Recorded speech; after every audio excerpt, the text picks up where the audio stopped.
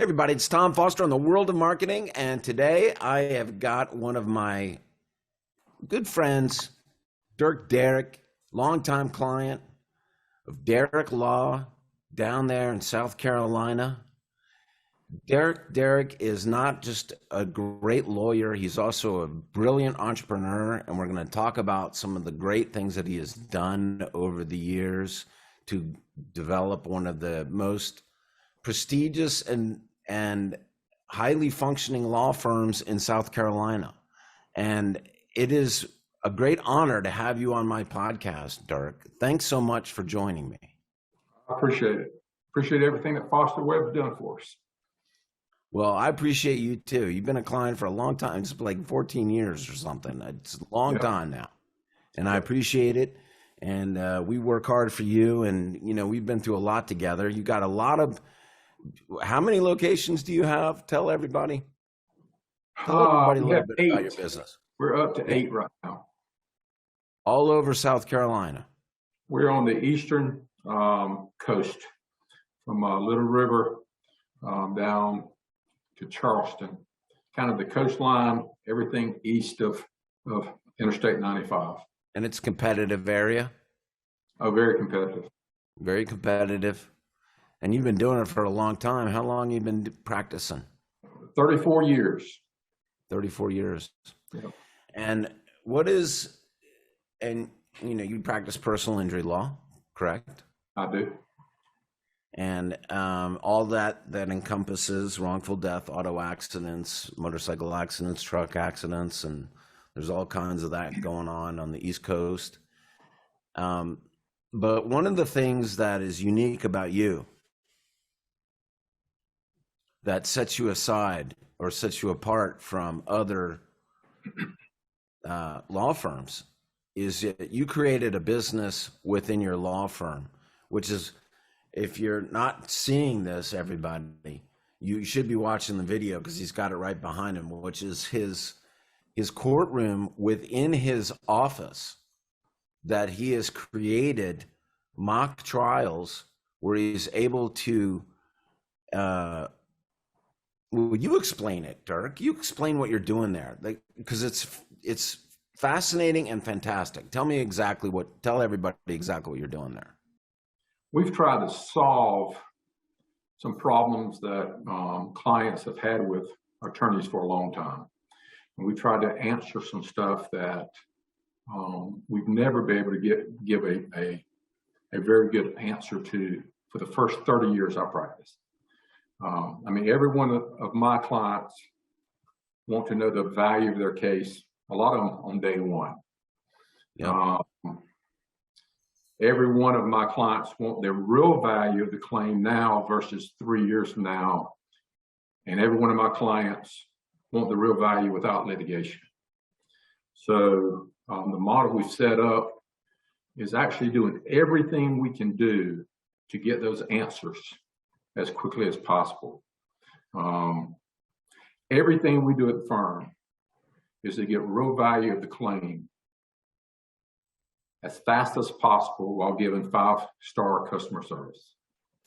If we don't change anything in the firm, it's about getting to real value, getting it faster, or giving customer service.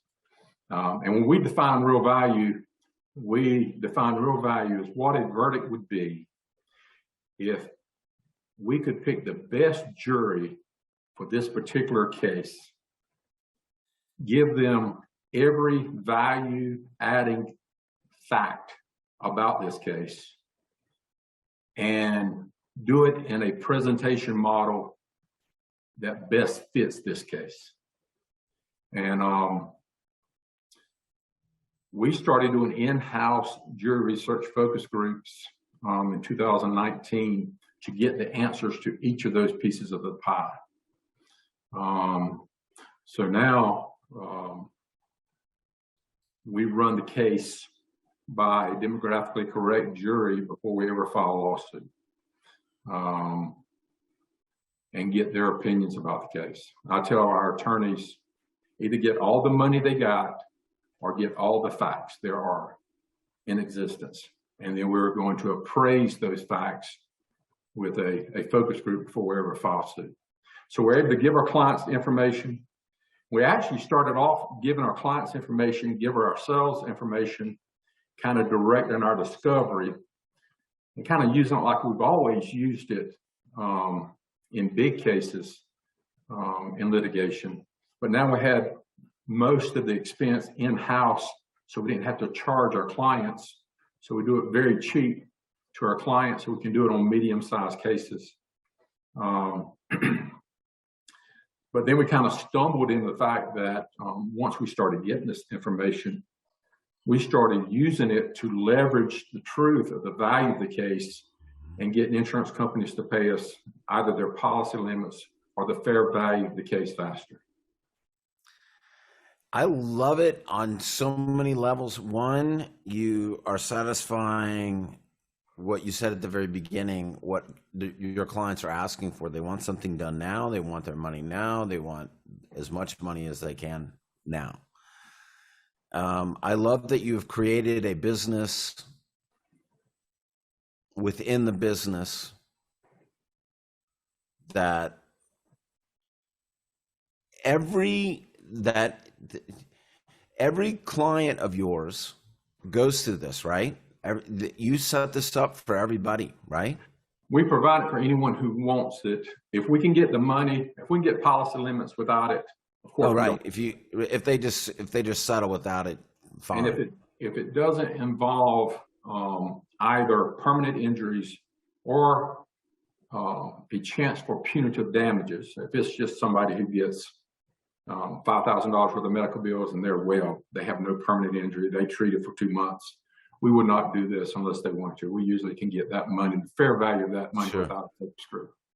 But in those cases, you've got a mock trial courtroom where you set it up and you basically deliberate the trial, what it would be like in the courtroom. And that way you have, at the end of the day, something that you can show the client. Here's the real money that you would get or not get or not get to the client, and also demonstrate to the insurance company what you're coming for. Yeah, it's data points. We don't do a focus group and say that's going to be the exact amount you get from a jury. Sure, but it's just, it gives you an idea, which is, it's inside baseball. It lets you know exactly, what's going to happen. It gives you a good idea what's going to happen, right? You're and a negotiating point. Yes. We started doing it on the same attorney will present both sides. We don't tell them which side we represent or whether we represent somebody. We do this for outside lawyers too. We've done it for murder. So you can help other lawyers do this? It's not just for your own, you've helped other lawyers do this. We had a local murder trial, had a video, came up, did it. The defendant looked at the video. We had 2 hung juries here. Didn't many people want to convict him. He refused the why couldn't you could do it for anywhere, right? I mean, like, why couldn't you? I mean, it's just data points. Yep. You've got the, yeah. We just focused it for some very good trial lawyers in South Carolina who just received the highest verdict in Horry County history. Wow. But they focused with us about 6 weeks ago. It Wow. just gave good information. But you could do this for anybody, anywhere. We could. It's if we know what the demographics are, it's better. It's better if you have people from the community that you're going to try the case. The community's got different vibes. We've got a jury room here in Conway. We're building a jury room in Myrtle Beach, and we've already got a jury room that's 99% completed down in our Charleston office. So in the Charleston cases, we'll pick people from the counties around Charleston where the case is pending to get people from the county for which we'll be trying the case. That's a great point. So you're having local people that will actually represent the kind of jury that would be likely be involved in it, right? That's correct.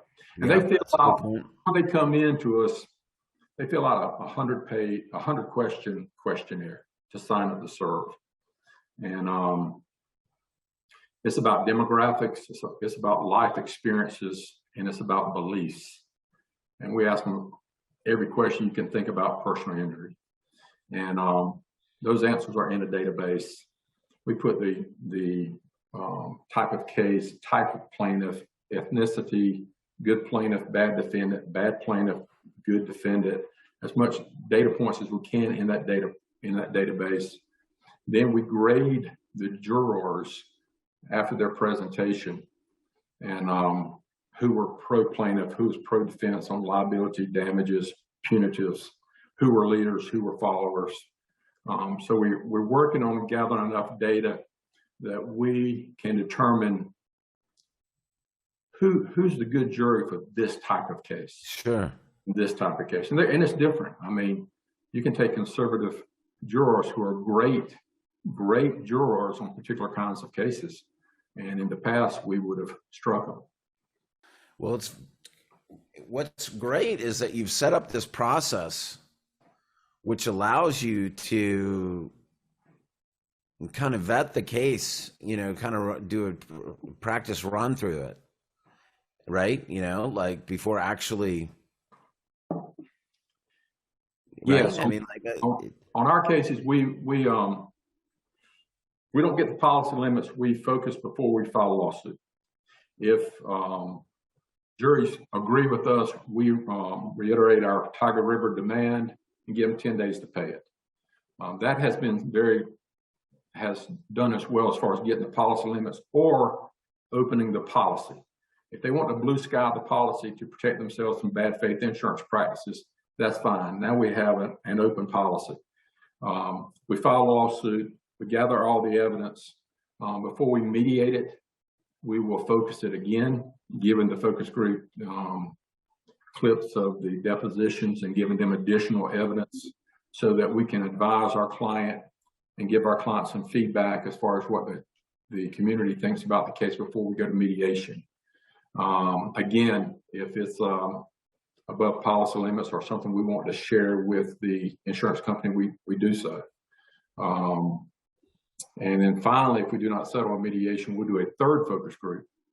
Wow. All day Saturday where we actually give opening and closing arguments before we go to trial. And that's more of a trial prep focus group. Wow, you really invest in this for your clients. I mean, that's what I'm saying, man. This really sets you apart from other law firms, Well, it gets you're doing more work on the front end. But we get better results. Very good success as far as getting the real value a lot earlier. So the case is not in our file in our office for 3 years. It may be in our office for 8 months. All the young lawyers who work for me, they stand up over and over and over and present cases from both the plaintiff and the defense side, which gives them both experience and perspective from both sides and makes them look at their case and see the strengths and the weaknesses early on in the case. And it directs our discovery once we find out from the focus group members what additional evidence they want. What we have found out, one of the first things I found out, and maybe other trial lawyers know this, but I didn't know it. I've always prepared cases where, we're making these allegations, the defense is making these defenses. What evidence do we have on what we're making and what they're making, and what law is the judge going to give them to tell them not to consider other stuff, and just prepare a case that way. And the biggest thing I've learned is a bad juror, it doesn't matter if the defense has not raised the defense. He's going to raise the defense, or she's going to raise the defense in the jury room. So you better close the rabbit holes, because the bad jurors will take them down every rabbit hole they can take them down to try to kill your case. And how is this paid for? How do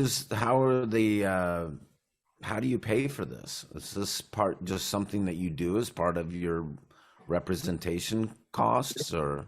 The only thing we have to, we always did focus groups on big cases where we go rent some rooms at the convention center.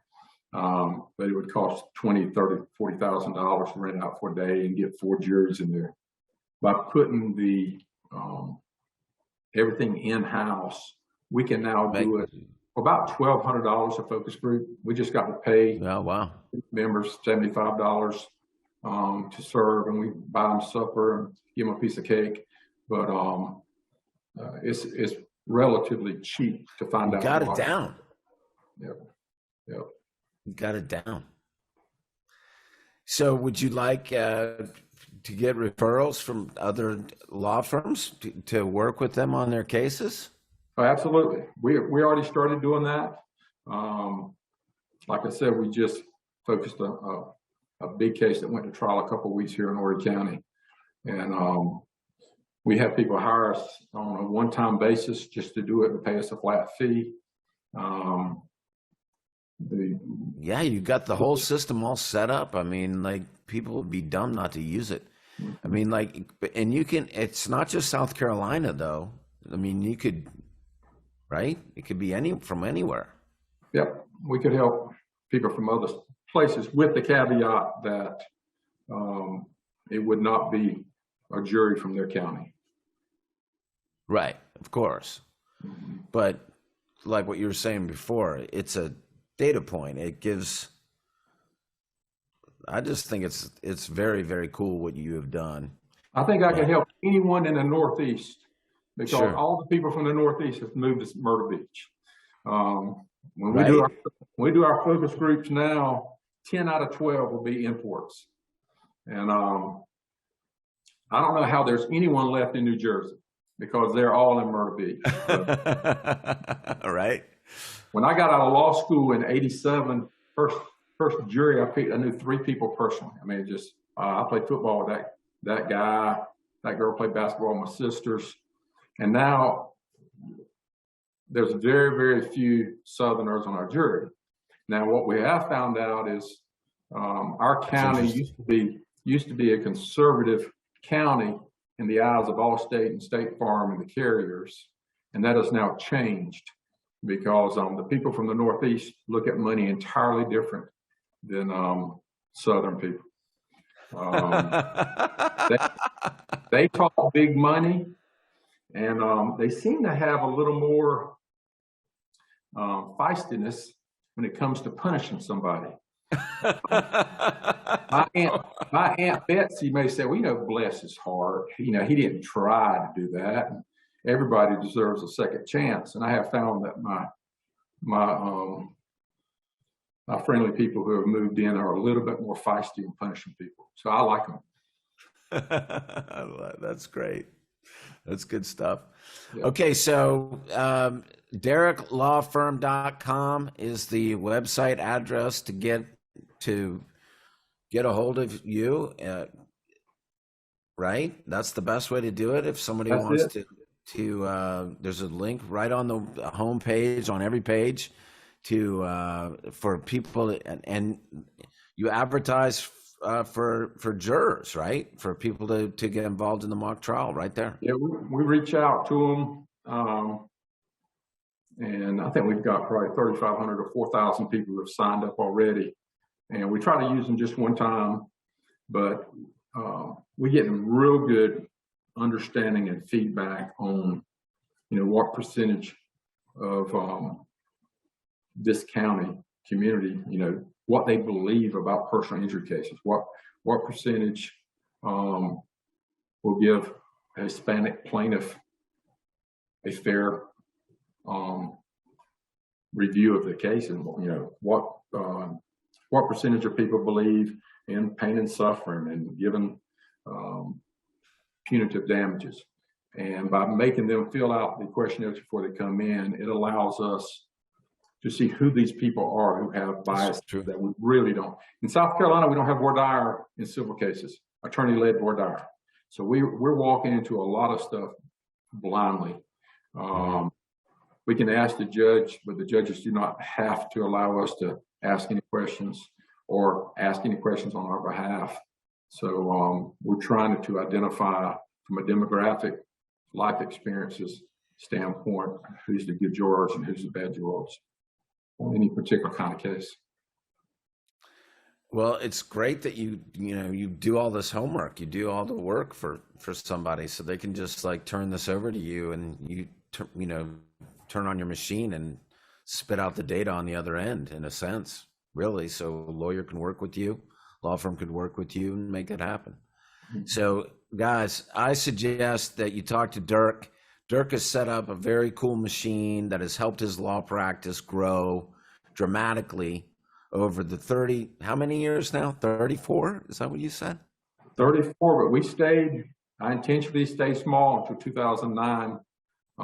Raised my boys, coach them in rec-ball. Then in 2009, I reached out to Foster Webb, and at the time it was me and one paralegal and my wife. And I think we're up to 18 attorneys and 60 staff. Oh my God, I love it. We've been blessed. Yes, we have been blessed, and I appreciate so much the partnership, Dirk. You've been fantastic, and we appreciate working with you. And we have more things to do together, and we will. But I just congratulate you on this great thing that you do for your clients. And I encourage everybody that's listening to this to talk to Dirk about and see if he can help you with your case. Because this is a great way to do it. So Dirk, thanks so much for being on the podcast with me. Thank you. All right, everybody. It's been Tom and Dirk on the World of Marketing. We'll see you soon. Take care.